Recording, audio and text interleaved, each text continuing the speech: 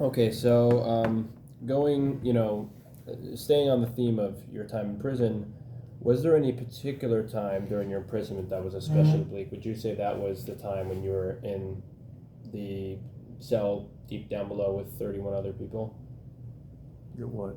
There was a particular time during your imprisonment that was very, very bleak, the most bleak.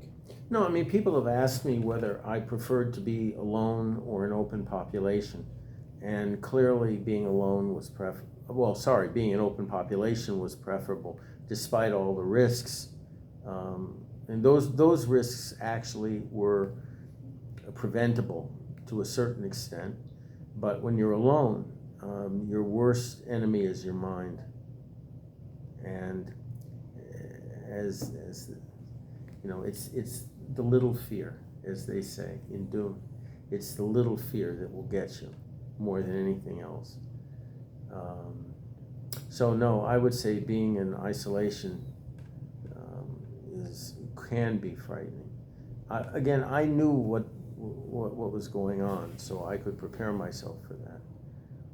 And I took steps to divide the day up according to the meals that came in, such as they were, to work on projects and exercise. So I kept myself very busy, very busy. So at the end of the day, I literally was exhausted and went to sleep. Because sleep is when it's dangerous at that point. Because the walls start closing in. But I went right to sleep. I was tired. So. Wow. During your time in prison, to what extent were you able to follow efforts to procure your release, and what did it mean to you to see all the efforts by American and Israeli Jews to have you released? Well, Esther kept me fully apprised of what was going on. I could get anything. I didn't have any writing privileges.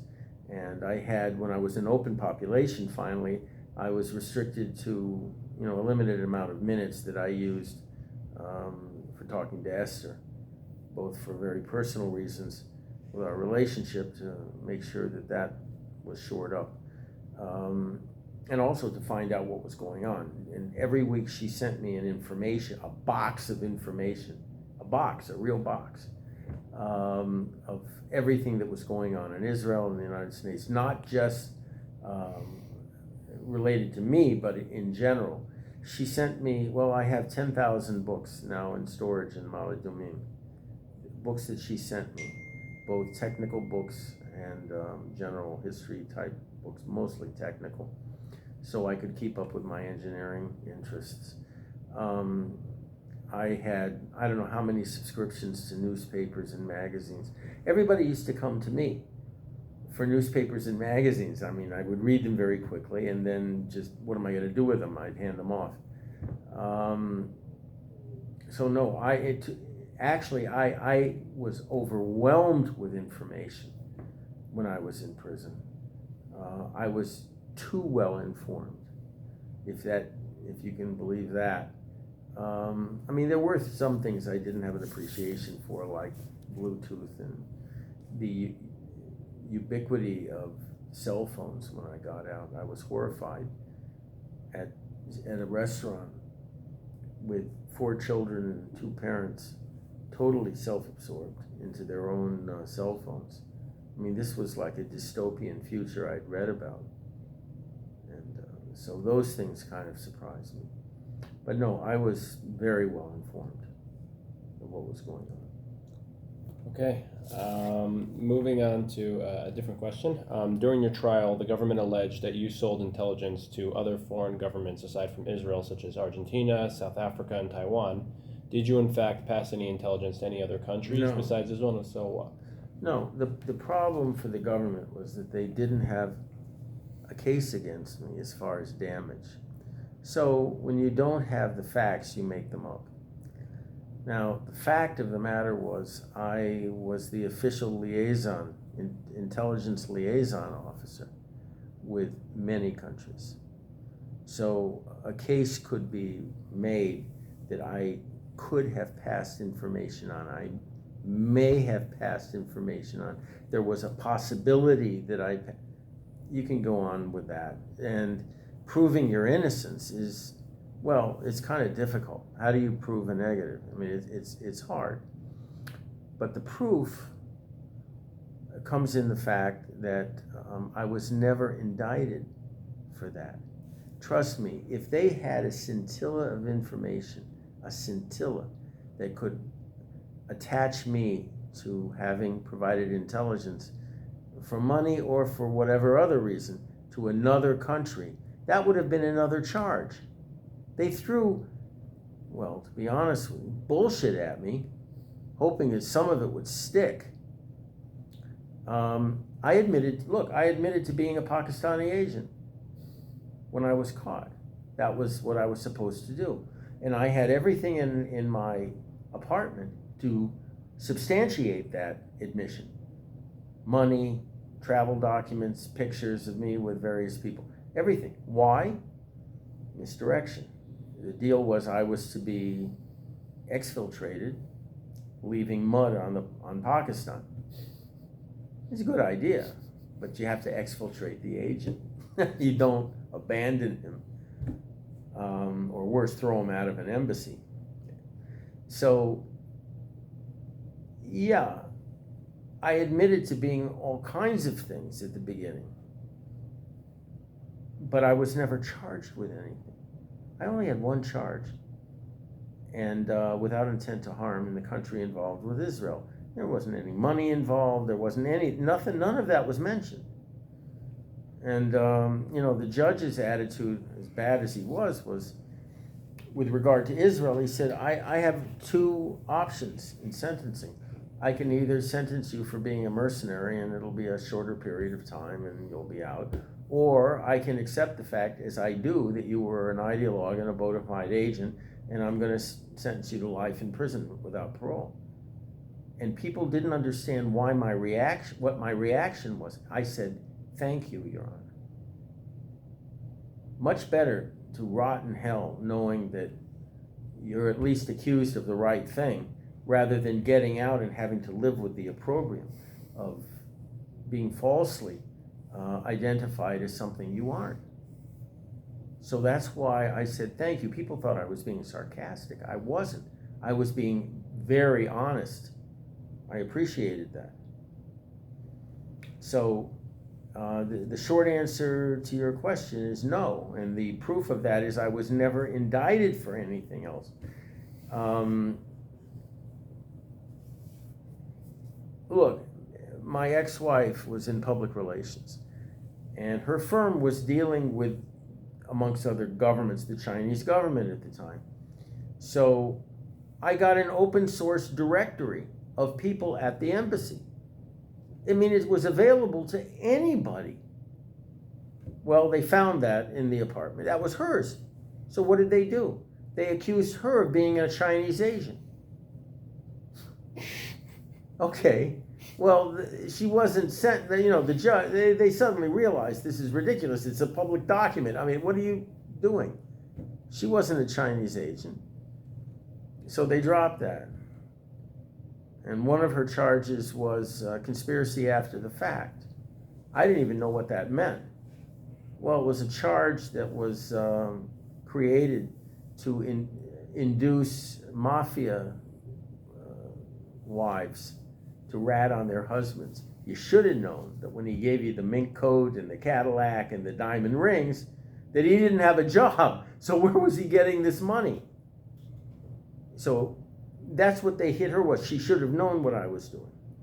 Well, the fact of the matter was she was actually involved with the operation. But that's another story. So. Wow. Sounds like a very interesting one. But staying with the trial for a second, it's no secret that many Jews believe that your sentence of life imprisonment was extremely draconian and unfair.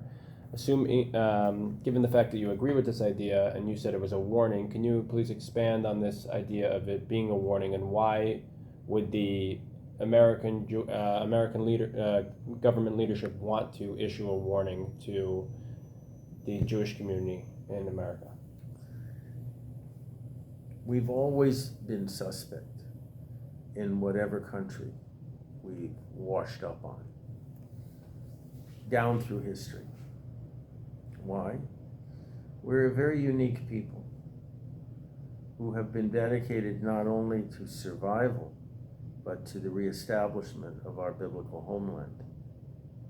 Well, for some people, that raises alarm bells, or sets off alarm bells, raises flags, red flags.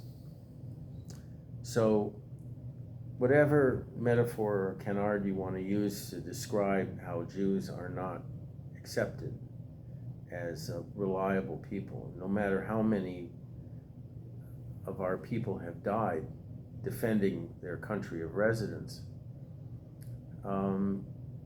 we are suspect by nature, like no other people, with perhaps the Chinese as an exception right now. And unfortunately, there's a great deal of anti-Semitism involved in this. No matter how loyal we are to a country, we're still suspect. Again, because of two reasons. One, we have, thank God, a sense of communal loyalty to our people, but we also have this commitment to the reestablishment of our biblical homeland, the Third Jewish Commonwealth. And that, of course, raises suspicions as to the reliability of any Jew seeking government work. It also basically puts a lot of pressure on Jewish government workers who, for example, in my case, suddenly found themselves under suspicion. And my answer to everyone who complained to me about that subsequently was, well, then how secure are we in this country? If one person can call into question the loyalty and political reliability of his entire community, where are we living? What happened to our constitutional safeguards? You know, you shouldn't be worried about me, you should be worried about yourself with regard to the misapplication or the non-application of these constitutional safeguards, the Bill of Rights. So nobody wants to turn the mirror around. They'd rather point the finger. Okay, I understand that. Don't look at me, look at him. But there was a built-in suspicion of the American Jewish community that predated me. They just used me as a hoped-for tool to both call into question the reliability, the patriotism of the American Jewish community, and the propriety of seeing Israel as an ally.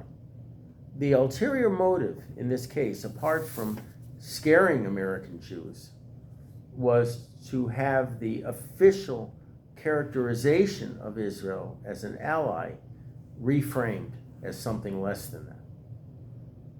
And if I had gone along with that agenda, well, who knows what might have happened.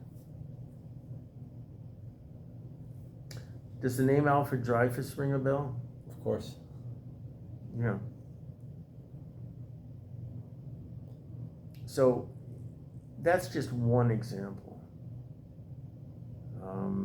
where there was not only a willingness but a need to see this wandering, a member of the wandering tribe as the villain. And it took really a lot of bravery on the part of people like Alexander Dumas and others to come forward for their own reasons, of course, domestic reasons, and say, no, he was innocent and don't impugn the reliability and loyalty of his community. The irony of that whole thing with Dreyfus, he wasn't a particularly strong Jew in the sense of observance or dedicated to Jewish causes, political causes. It's kind of ironic. I always found that ironic. So. Can you describe your feelings when you were released in prison? Was it more of a euphoric experience than arriving in Israel? How does that compare? Well, there was the release from prison, and then there was the arrival in Israel.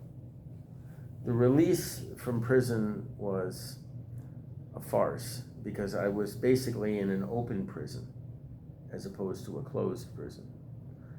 And it was tough.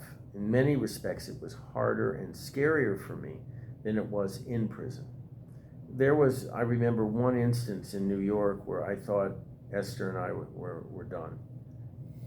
There was a guy that just came out of nowhere and threatened me. And I looked back and there was somebody behind me threatening Esther. I didn't have a knife, I didn't have anything. And I just saw a policeman down the street. This was on 3rd Avenue.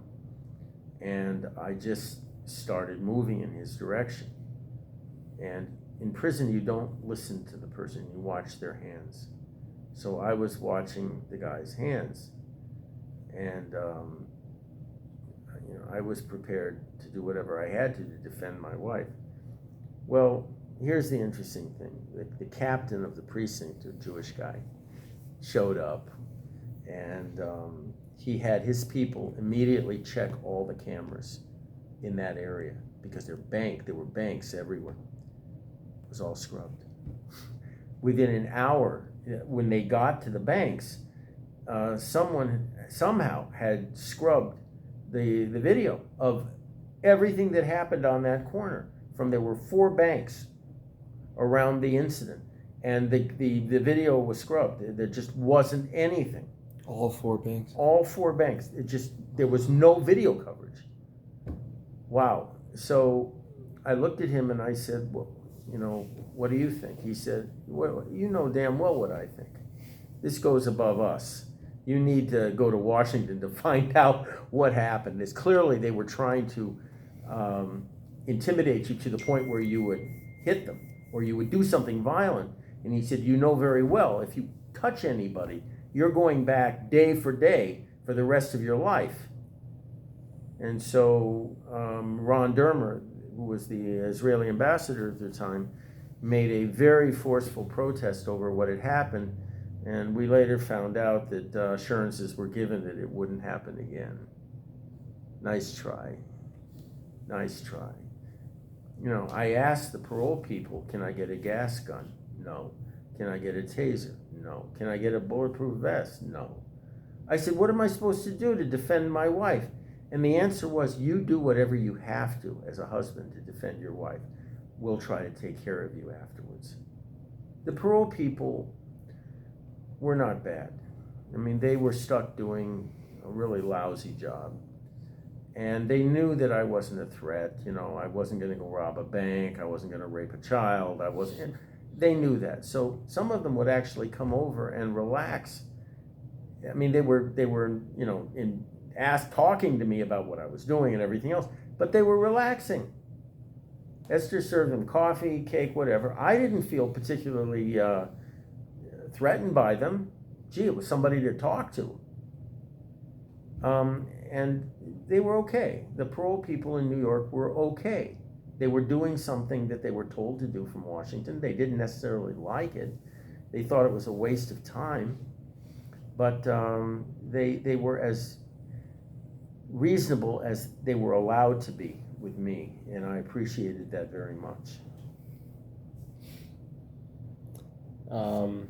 Now, going to your arrival here in Israel after your time arrival in Israel.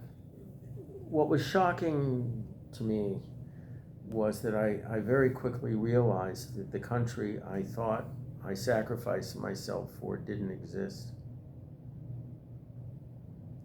It was a dream.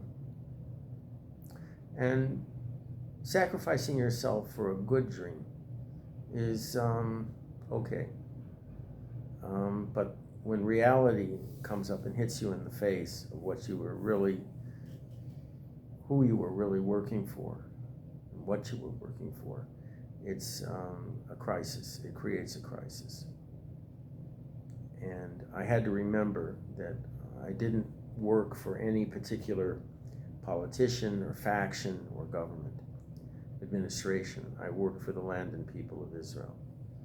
And I'm still having to tell myself that the country I came home to, I was appalled.